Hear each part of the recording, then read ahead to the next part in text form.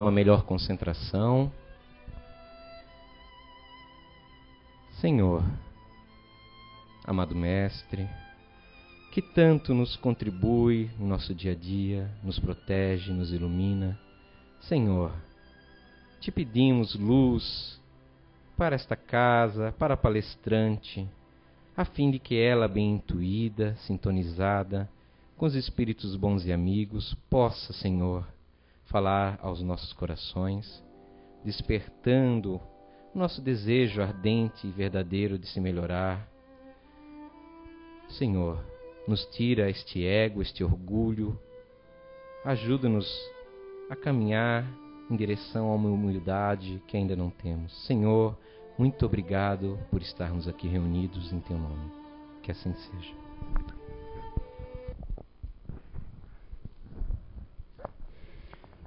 A vingança. A vingança é um dos últimos vestígios dos costumes bárbaros que tendem a desaparecer dentre os homens. Ela é, juntamente com o duelo, um dos últimos vestígios desses costumes selvagens que faziam a humanidade sofrer no início da era cristã. Por isso, a vingança é um sinal da inferioridade dos homens que se deixam levar por ela e dos espíritos que também podem sugeri-la. Portanto, meus amigos, esse sentimento nunca deve fazer vibrar o coração daquele que se diga e proclame espírita. Vingar-se é, bem o sabeis, totalmente contrário ao ensinamento do Cristo. Perdoai aos nossos inimigos. E aquele que se recusa a perdoar não é espírita, como também não é cristão. A vingança é um sentimento tão nocivo quanto a falsidade e a baixeza, que são suas companheiras constantes. De fato, todo aquele que se entrega a essa paixão cega e fatal quase nunca se vinga a céu aberto. Se ele é o mais forte, ataca ferozmente aquele a quem chama de inimigo, bastando para isso a simples presença do desafeto, para que nele se inflame a cólera, a paixão e o ódio. Porém, na maioria das vezes, ele toma uma aparência fingida, disfarçando no fundo do seu coração os maus sentimentos que o animam. Segue caminhos tortuosos, espreita na sombra o inimigo, e sem que ele sequer desconfie, espera o momento mais favorável para, sem correr nenhum risco e sem receio, executar a sua vingança. Parem, portanto, com esses costumes selvagens, parem com esses costumes de outros tempos. Todo espírito que hoje pretende ainda ter o direito de se vingar, será indigno de figurar por mais tempo entre aqueles que tomaram por lema: fora da caridade não há salvação.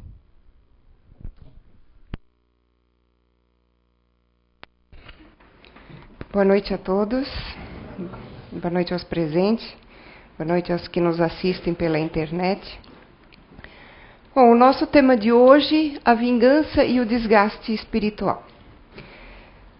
Nós acabamos de ouvir agora no Evangelho que a vingança é um costume, ou é um resíduo, é um restinho de um costume lá dos tempos do início da era cristã, lá dos tempos dos bárbaros, dos selvagens, né?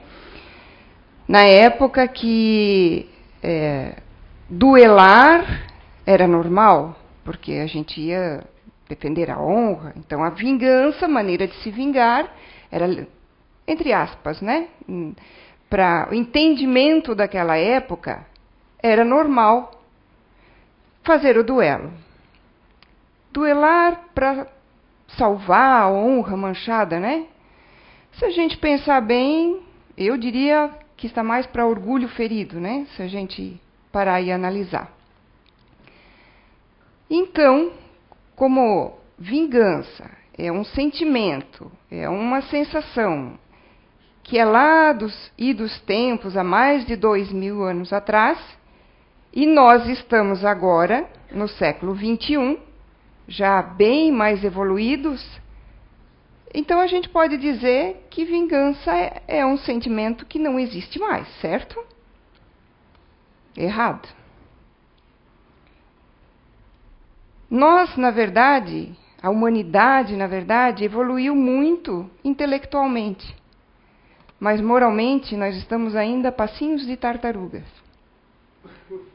A Terra já poderia estar muito mais evoluída se a humanidade espiritualmente e moralmente já tivesse feito uma modificação maior. Nós, na verdade, apenas não duelamos mais. Não convidamos o nosso colega para uma luta justa, entre aspas. Agora a gente se vinga de uma maneira diferente. Agora eu xingo, eu grito, eu humilho, eu esperneio, eu bato na pessoa porque eu estou me vingando por aquilo que ela fez para mim. Na verdade, a vingança está presente na humanidade atual, infelizmente. Nós só mudamos a maneira de fazê-la. Porque as leis da sociedade não permitem mais o que nós fazíamos lá na era cristã, no início da era cristã. Mas a gente faz a mesma coisa de maneira diferente. Nós só disfarçamos a vingança.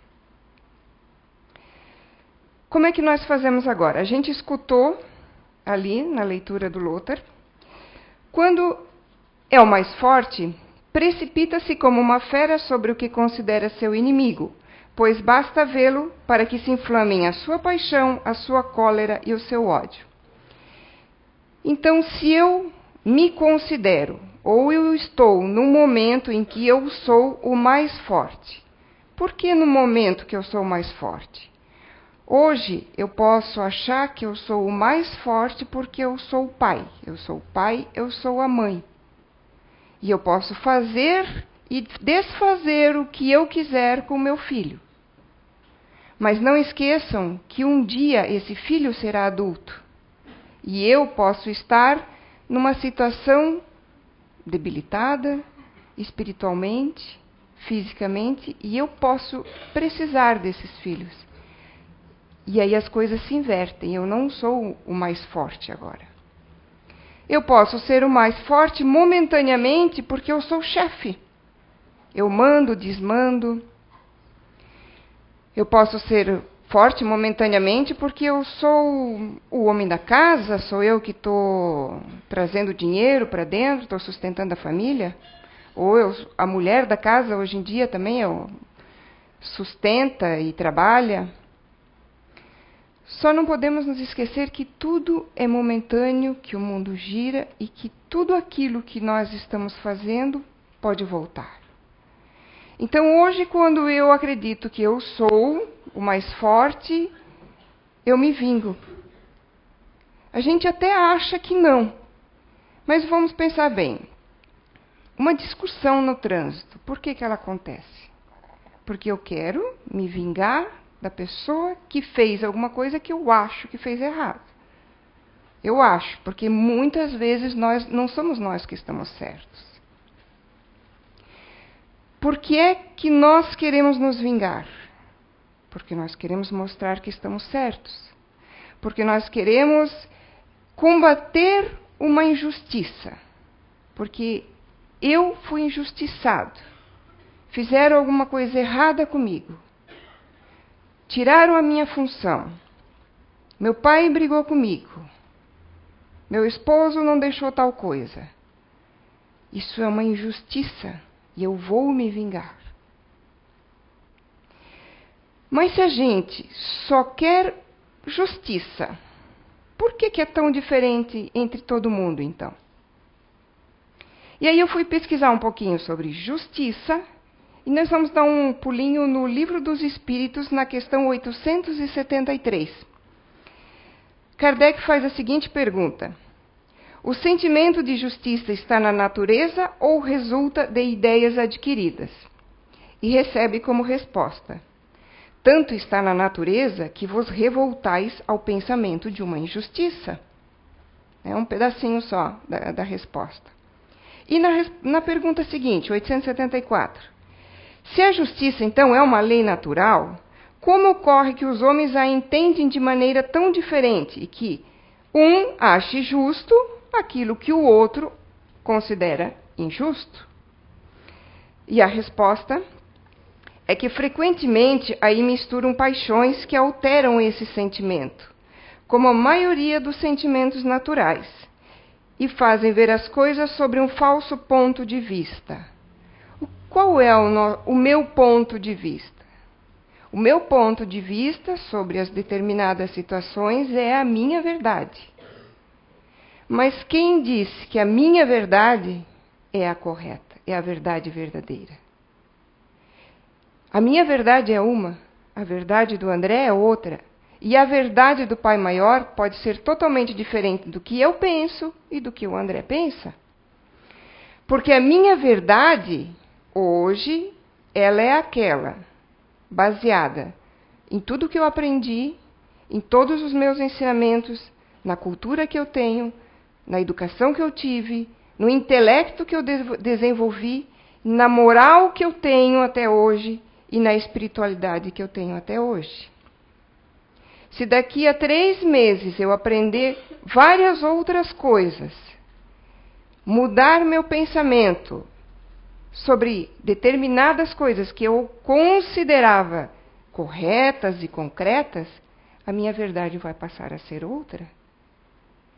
Enquanto nós estivermos na escola, planeta Terra, e no hospital, planeta Terra, aprendendo, nos tratando, nos melhorando, evoluindo, a nossa verdade vai oscilar conforme esse meu desenvolvimento. E aí hoje ela pode ser uma, e amanhã ela pode ser outra. E aí eu briguei, eu discuti, eu me vinguei, porque eu fiz mal a alguma pessoa. Eu lá, como chefe, tirei a função de uma pessoa. Eu não dei chance para outra. Eu dei excesso de trabalho para outra. Eu me vinguei do meu filho. Eu me vinguei do meu pai. Deixei ele lá, na cama, passando sede, porque ele está debilitado e ele não pode mais sair da cama. Vinganças que nós cometemos, baseado na justiça que nós achamos que é a verdadeira justiça. Mas, na verdade, essa nossa justiça, ela é baseada no que é melhor para mim no momento. Se a gente for imparcial, nós vamos começar a pensar diferente. Se nós começarmos a praticar o que Jesus nos deixou, como o final da leitura de hoje, fora da caridade não há salvação, se nós começarmos a praticar a caridade, o nosso pensamento sobre o que é justiça, ou como é a justiça, e o que é a verdade verdadeira, vai mudar. E na questão seguinte, 875. Mas então, Kardec pergunta, como é que se pode definir justiça, então? A justiça consiste no respeito aos direitos de cada um. E Kardec, não contente, pergunta na 875A. Mas o que determina, então, esses direitos? E a resposta é cumprida, mas simplificando, o que é que determina esses direitos? A lei humana e a lei natural. Nessa mesma questão, é explicado a questão da lei humana. A lei humana é a lei que nós vivemos no momento. É a lei da nossa sociedade. Nós não respeitamos só a lei dos homens, a lei de viver em comunidade.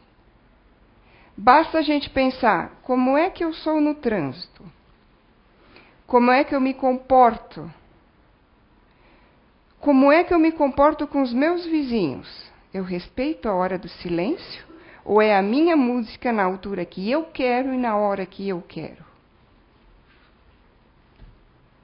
Como é que eu me comporto numa situação de enfrentar uma fila, de ter paciência, de dar a vez ao próximo? Como é que eu me comporto dentro de um ônibus? Agora faz tempo que eu não ando mais de ônibus, mas já nas últimas vezes que eu andei, quais são os jovens hoje em dia ainda que dão lugar aos idosos ou às grávidas? Isto é a lei humana. Vamos começar por aí. Vamos começar pensando que nós não vamos fazer mais nada de errado para viver bem e para viver corretamente em sociedade. E aí Kardec pergunta na próxima questão, 876. Fora do direito consagrado pela lei humana, qual é a base da justiça fundamentada sobre a lei natural? Então, e a lei natural? E a resposta dele é a seguinte: Cristo já a disse: desejar aos outros o que querias para vós mesmos. Será que a gente faz isso? Se eu cometer um erro, eu não gostaria, eu acho que todo mundo pensa igual, né? Eu não gostaria que viesse me dar de dedo na cara, apontar e me cobrar isso, certo? Mas e quantas vezes eu já fiz isso? Porque fulano errou, não pode errar. Por que não pode errar? Se nós estamos aqui ainda em evolução. E quem sou eu? Se Deus não está julgando meu irmão, quem sou eu para julgar? Ah, porque a minha verdade é que ele não pode errar. Se eu cometer alguma coisa fora das leis de Deus, vamos dizer, eu traí, eu roubei, eu matei, o que eu quero que façam comigo? Eu gostaria que me ajudassem, que me perdoassem, que não me apontassem e não me jogassem pedra, mas eu faço isso com os outros. Por que eu posso ser perdoado e o meu irmão não? Acho que todo mundo conhece Pai Nosso, né? Perdoai as nossas ofensas, assim como nós perdoamos a quem nos tem ofendido. Assim como. Ou seja, é uma condição. Eu estou pedindo para ser perdoado, mas quando eu oro, eu não percebo que eu estou dizendo que se eu não perdoar, também não precisa me perdoar. E aí, quando as coisas não vão acontecendo muito bem comigo, é porque as coisas têm que acontecer ruim comigo e com fulano dá tudo certo? Não, mas qual é a lei que eu estou vivendo? Se a lei humana diz que se eu não respeitar o trânsito e eu passar em cima na faixa de pedestre, quando tiver um pedestre atravessando e eu atropelar, eu tenho o que eu tenho que resolver. Eu vou ser responsabilizado por aquilo. E por que na lei divina eu acho que não vou ser? Porque eu não estou sendo cobrado diretamente, mas a vida vai me cobrar. Então eu me vingo para me sentir melhor muitas vezes. Piso na pessoa, eu humilho, eu retruco, eu não dou chance para ela. Existem várias possibilidades. Mas e aí tem uma outra coisa que a gente escutou no Evangelho hoje, que diz o seguinte, que tem aquele que se entrega a essa paixão, que é a vingança, paixão cega e fatal, quase nunca se vinga às claras. Na maioria das vezes, assume uma atitude hipócrita, dissimulando no mais profundo do seu coração os maus sentimentos que o animam. Isso aí, para mim, se chama vingança sutil. Aquela vingancinha que a pessoa nem sequer está sabendo o que eu estou fazendo. Porque dizem que quem vê cara não vê coração, né? Então, aquela carinha bonita, sorrindo para mim, não sabe se lá dentro tem um coração brilhando ou negro. Se alguém se vingar de mim, tirando uma chance minha, batendo em mim, pelo menos eu estou sabendo e posso me defender. Mas e quando a vingança é sutil? Aquela que eu vou lá pro chefinho e começo a minar aquele fulano lá, sabe? Ele era o preferido do chefe. E ele merecia, ele trabalhava um monte. Mas o meu orgulho não deixa, porque ele agora tem preferência. E aí eu vou minando e falo com aquela pessoa assim, como meu maior amigo. Aquela pessoa, o dia que souber que eu fiz alguma coisa, vai ter uma grande decepção. Porque, pior ainda, não esperava que eu fizesse isso. Irmãos que fazem isso entre irmãos, por ciúme, eu quero ser o preferido do pai, eu quero ser o preferido da mãe. Famílias, cunhados, marido e mulher que fazem isso. Sutilmente, eu vou fazer alguma coisa que você não gosta. Eu vou falar nas suas costas mal de você.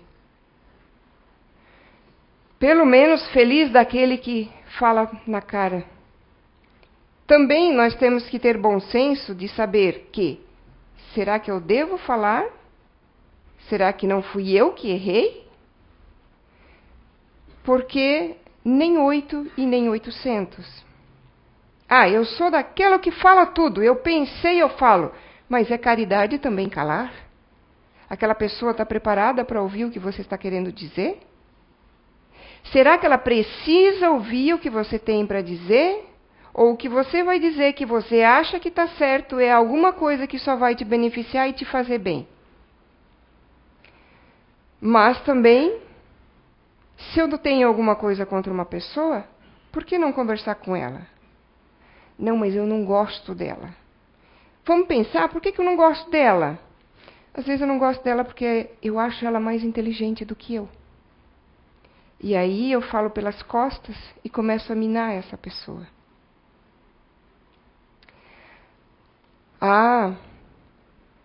Mas é difícil?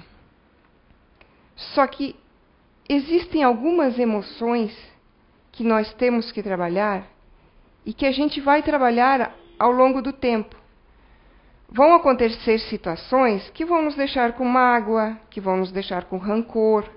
Agora, a vingança, ela é feita conscientemente. Ou seja, eu não consigo me vingar se eu estou pensando em outra coisa. Eu faço aquilo porque eu estou pensando naquilo. Eu bato naquela pessoa porque eu estou com vontade de bater nela. Eu vou falar mal dela porque eu estou com vontade de falar mal dela. Então, vinganças de qualquer tipo não tem desculpa. Divaldo conta uma história, Divaldo Pereira Franco, para quem não conhece, ou não ouviu falar, nosso maior orador espírita, da atualidade. Ele conta um caso verídico que aconteceu no Centro Espírita Caminho da Redenção, que é onde ele trabalhava, porque, na verdade, não sei como é que ele está, porque ele viaja o mundo todo, acabou de voltar da Europa há pouco tempo, dando palestras, Mas ele conta uma história que chegou uma moça lá que estava sendo obsidiada. E ela veio pedir ajuda porque já tinha passado por vários centros espíritas e não tinha conseguido se livrar desse obsessor. Aí a moça chegou, foi posta para fazer tratamento e fez tudo o que precisava. Assistiu palestra, começou a fazer evangelho no lar, fazia suas orações, tomava os passes, água fluidificada. O obsessor, o espírito desencarnado, o obsessor, foi levado na reunião da mesa mediúnica, foi conversado com ele, foi doutrinado, que a gente chama, apesar que ninguém doutrina ninguém, é uma conversa, é um ajudar a esclarecer esses nossos irmãos que estão meio um pouco mais doentes, vamos dizer assim, e com concepções equivocadas, do que muitas vezes é amor, do que é caridade, E esse espírito foi levado para a mesa e foi conversado com ele várias vezes. E Divaldo conta que no final de uma reunião dessa, já tinha encerrado os trabalhos, ele comentou que ele não sabia mais o que fazer, porque ele já tinha tratado o espírito com todo o amor, todo o carinho, tinha explicado para ele com lógica que a obsessão não ia levar a nada. e que ele não estava conseguindo o resultado. E aí, esse espírito que estava lá presente, daí ele vai no médium, lógico, né, para poder falar, ele disse o seguinte: espera aí, vocês estão enganados e eu preciso falar. Eu realmente estava obsediando essa moça, por causa de problemas que a gente teve em encarnações passadas. Eu estava me vingando dela, eu estava com raiva dela. Mas eu ouvi tudo o que vocês me disseram. Eu escutei as palestras, eu entendi os meus equívocos e eu me propus a mudar. E eu larguei ela. E eu estou tentando melhorar, me modificar e colocar em prática aquilo que vocês me ensinaram, o que eu aprendi aqui. O que acontece é que a moça agora, eu larguei ela. Ela agora, com raiva, quer se vingar de mim e ela me chama. Ela me chama, não me deixa em paz, então eu acabo vindo. Isso nós vamos falar em questão de energia. Energeticamente, ele ainda está ligado a ela e como ela mentalmente, todo pensamento dela de raiva, de vingança é para com ele, ele acaba sentindo isso e não consegue se desligar da moça. E aí Divaldo, assim, né, ficou, meu Deus, aquela moça tão calma, por isso que eu disse, quem vê cara não vê coração, né? Nossa vingancinha sutil ali. Chama a moça para conversar e bota tudo às claras com ela, explica para ela a situação e Divaldo conta que a moça, com aquela carinha calminha, transformou o rosto dela e disse, é isso mesmo, agora quem vai se vingar dele sou eu. Eu perdi a minha vida, eu não consegui casar, eu não consegui ser feliz, eu não consegui ter filhos, eu não consegui fazer nada que eu queria. Agora quem vai se vingar dele sou eu. Vingança. Quantas encarnações isso ainda vai durar? Ela vai usar o resto da encarnação dela agora para continuar sendo infeliz, quando ela podia mudar toda essa energia? Mas por que energia é importante? Porque energia nos dá isso aqui, ó, desgaste espiritual. Ou, ao contrário, espiritualmente eu posso estar bem. O mundo é feito de energia. Nós estamos envoltos em energias e em fluidos. O nosso pensamento é energia.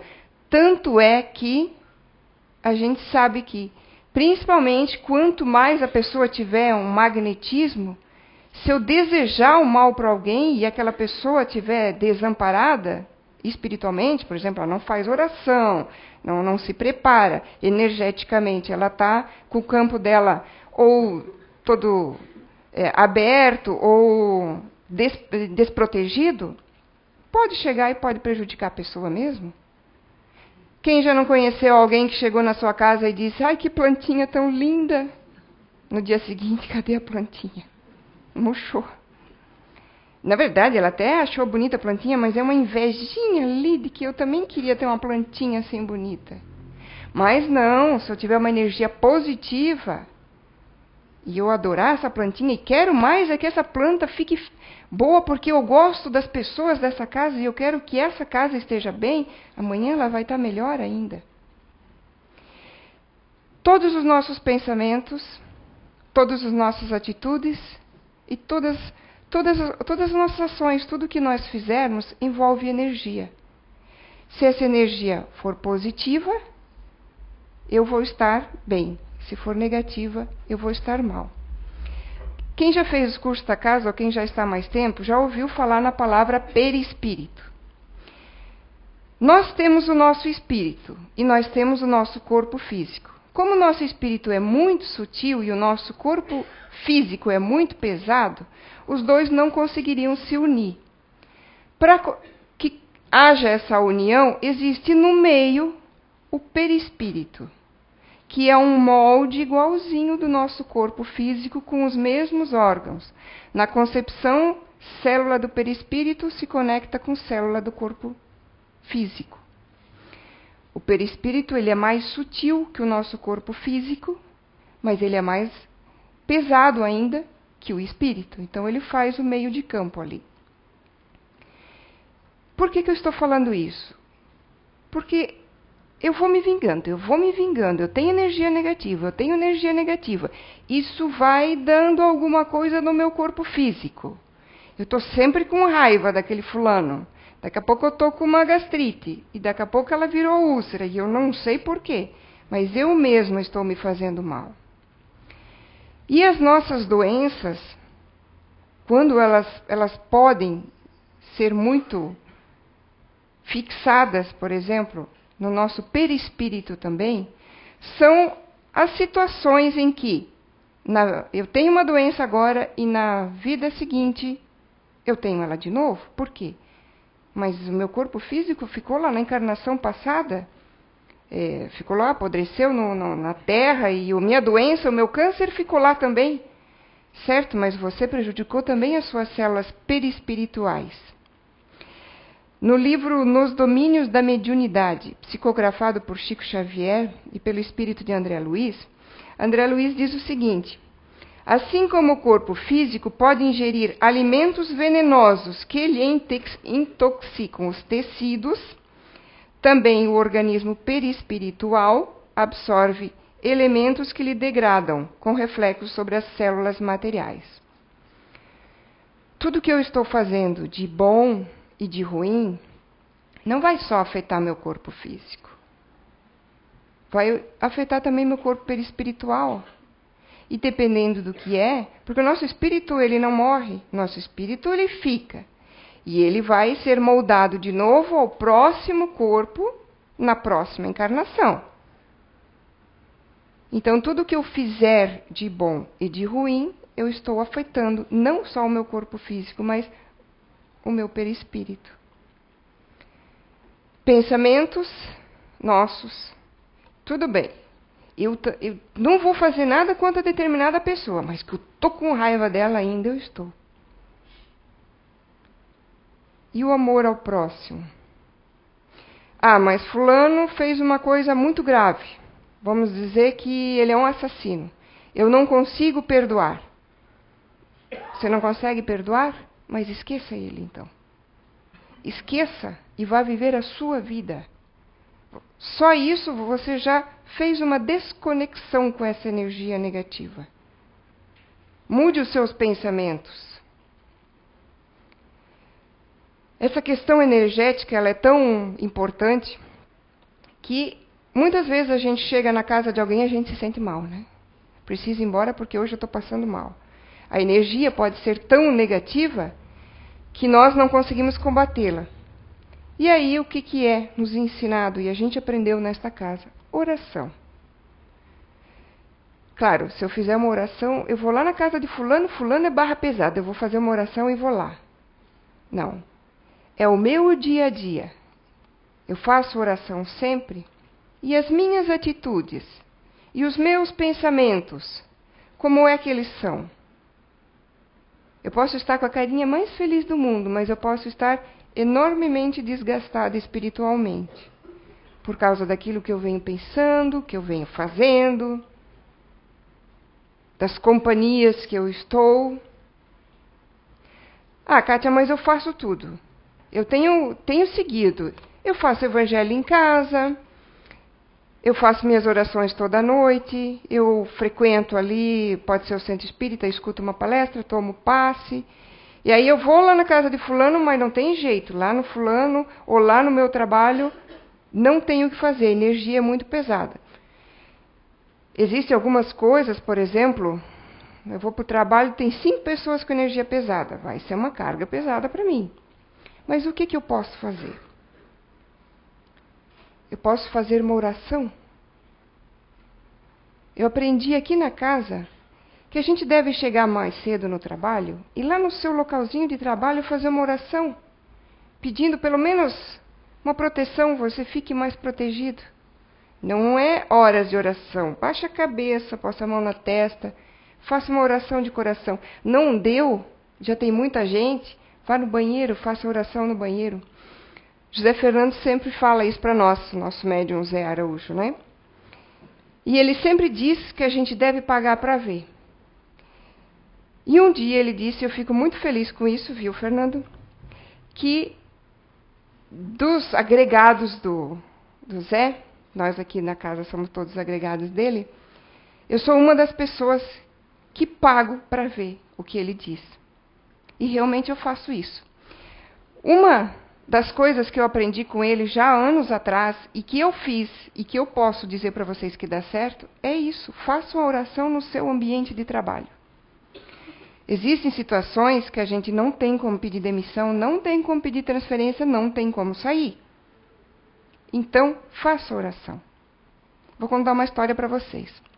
Anos atrás, eu estava trabalhando no caixa de banco.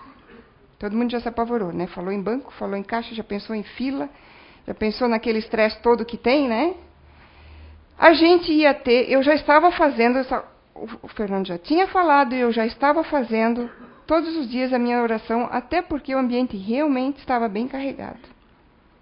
Todo dia eu saía bem energeticamente desgastada e chateada. Saía estressada também, aí também acabava brigando, né? Eu já estava fazendo as orações. E a gente se preparou um determinado dia para aquele dia do mês em que a gente sabe que a fila vai ser grande. E realmente deu uma fila grande, mais de 1 hora de espera. O sistema caiu, o sistema ficou lento, teve gente brigando, aconteceu de tudo, foi um dia carregado. Mas olha só, eu só percebi uma coisa no final do dia. Era já lá, porque o pessoal acha que deu 4 horas a gente vai embora. A gente não vai embora, a gente tem um monte de coisa para fazer ainda, né? Aí era lá umas 5h30, estava fechando o caixa e, de repente, mas eu estava bem longe. De repente, eu percebi que a pessoa do meu lado estava falando, e aquilo me chamou a atenção. Eu acho que estava falando tanto que eu acabei acordando e olhei para a pessoa. Ah, você viu? Falando com a outra caixa do meu lado aqui, né? Por cima de mim, assim, né? Você viu fulano? Mas o que ele disse para mim? Mas eu também respondi para ele. E aquele outro não tem paciência. E a outra daqui dizendo, mas você viu aquela senhora? Mais que mal educada, mais que grossa. E daí o outro caixa já ajuda, já entrou no embalo, e já falando, e já todo mundo falou. E eu parei, pensei, e aí, como a gente diz, me caiu a ficha. Eu não vi isso acontecer. Eu não me lembro de alguém ter xingado a caixa do lado. Eu não me lembro de alguém ter xingado a caixa do outro lado. Eu não me lembro da bagunça, ou se alguma coisa aconteceu. Eu lembro que deu, assim, parada de sistema, vem e volta. Eu lembro de uma coisa. Chegou uma certa hora, eu estava cansada. A gente se desgasta, né? E aí uma senhora, quando saiu do meu caixa, ela disse o seguinte, vocês estão cansados hoje, né? Não é um dia fácil para vocês, mas bom trabalho para você, tá? E saiu. E aí, mais tarde, eu percebi que depois que ela disse aquilo, eu me senti mais renovada e passei até a sorrir mais para os clientes. Ou seja, ninguém brigou comigo. Podem ter brigado com os caixas ao meu redor a tarde inteira. Ninguém brigou comigo, muito pelo contrário, eu fui a única que recebeu um incentivo naquele dia. E aí eu me lembrei. Realmente, a oração faz diferença. Você ganha proteção, sim. Então, com as nossas mudanças de atitudes, com as nossas mudanças de pensamentos e os nossos sentimentos, nós vamos ter ao redor de nós energias melhores, positivas. E vamos também emanar para as outras pessoas essas energias melhores e positivas. E sentimentos do tipo vingança não vão passar mais por nossa cabeça. E se passar, não vamos esquecer de uma coisa. Para se vingar, existe uma ação. Então eu tenho que fazer. Não existe desculpa dizendo que eu não sabia. Vamos prestar bem atenção nisso, vamos monitorar as nossas raivinhas, os nossos ódiozinhos, os nossos melindres. E vamos ver se isso tudo não tem a ver com aquilo que eu acho que é a minha verdade. Aquilo que eu acho que é a justiça. Vamos fazer a justiça. Fulano deve morrer. Pena de morte. Não. Ele tem que ser julgado, tem que ser preso e tem que ficar ali. Ele vai ter tempo de pensar, de analisar, de trabalhar em prol do próximo. Porque todo o mal que nós fizemos, ele vai ser apagado com o bem que nós podemos fazer. Isso quer dizer que o quê? Se na encarnação passada eu matei alguém, não quer dizer que eu tenha que morrer com um tiro também. Eu dei um tiro em alguém na vida passada, eu vou ter que morrer com um tiro também nessa? Não. Você vai resgatar, mas pode resgatar de diversas maneiras. Fazendo bem ao próximo. Se melhorando. É isso que Jesus quer de nós. Que a gente comece por nós mesmos. Porque se eu não estou bem, se eu não estou olhando para o meu eu, se eu não estou fazendo a minha reforma íntima, como é que eu posso olhar para o meu próximo e achar qualquer coisa sobre ele? Eu não sei nada da vida dele, eu não sei nada da infância dele, eu não sei nada das encarnações passadas dele. Eu não sei nem das minhas. Então vamos olhar para o nosso umbigo, como a gente diz. Vamos fazer a nossa reforma íntima. Vamos parar de achar que nós somos donos da verdade. E com certeza nós estaremos mudando a nossa energia e nós, sem percebermos, vamos ser mais felizes. Vamos praticar o perdão. Difícil? Amar nossos inimigos é difícil? É. Mas Jesus não quis dizer para a gente amar nosso inimigo como a gente ama nosso querido filhinho, amado, esperado, desejado, planejado para a encarnação. Mas começamos com desligar nossos pensamentos daquelas pessoas que nos fazem mal. Eu posso estar fazendo mal para elas, achando que eu sou a vítima. Eu posso estar sendo o obsessor. Eu posso ser um encarnado obsessor de um encarnado. Eu vou dar um exercíciozinho para vocês fazerem em casa. Para vocês que estiverem em casa ali já, pode pegar um papelzinho e lápis. Os outros vão memorizar agora. Eu até pensei que se a gente fosse um curso, alguma coisa, a gente poderia fazer aqui, mas não vai dar tempo. Vamos pensar o seguinte, vamos fazer o seguinte exercício em casa. Eu hoje recebi a notícia, eu recebi o diagnóstico médico de que eu tenho 6 meses de vida. 6 meses, deu, e acabou. Isso sempre acontece com os outros, com a gente não, né? Ok, eu vou colocar no papel 3 coisas que eu vou fazer nesses 6 meses. Eu só posso fazer 3 coisas, então eu vou fazer 3 coisas nesses 6 meses de vida. E eu vou eliminar 3 coisas que eu faço, que eu já sei que é errado, ou que eu estou pensando, ou vou pensar, e vou descobrir que é errado. Certo? 3 coisas que eu vou fazer nesses 6 meses e 3 coisas da minha vida que eu faço e eu vou deixar de fazer. Aí, agora, eu tenho só 3 meses de vida. Daquelas 3 coisas que eu vou fazer, eu escolho 2. Eu só tenho tempo para fazer 2 daquelas coisas. Agora, eu tenho só 24 horas de vida. E daquelas 2 coisas, eu só posso escolher uma para fazer.